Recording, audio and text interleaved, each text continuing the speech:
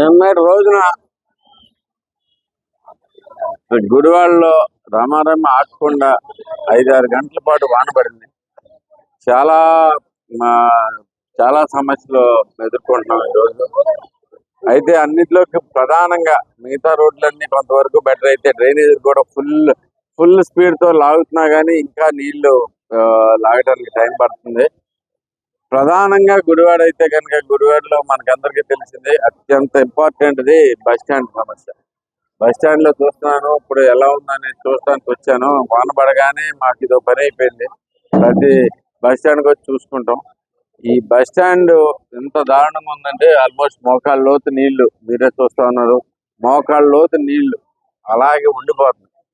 దీని నుంచి బయటికి మొన్నటిదాకా వాన పడగానే వెంటనే బయటికి మోటార్లు పెట్టి తోడించడం జరిగింది. ఈ రోజు మోటార్ పెట్టి తోడించాలన్నా కానీ ఎక్కడ మనకి డ్రైనేజ్ లో కూడా వెళ్తానికి కూడా ఖాళీ లేని పరిస్థితి.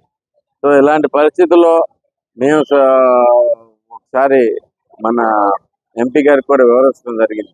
దీనికి అందరికి కారణం ఒకటే, బేసికల్లీ మీరందరూ ఆలోచించుకుంటే ముందు బస్ స్టాండ్ కట్టాలి. బస్ స్టాండ్ కట్టుకుంటే కనుక పోయినసారి 9 కోట్లు పెట్టి ఖర్చు పెట్టి ఏమీ లేకుండా మట్టి దిబ్బ తయారు చేసి డబ్బులు నింపుకున్న పరిస్థితి. డిపో కట్టేసి డిపో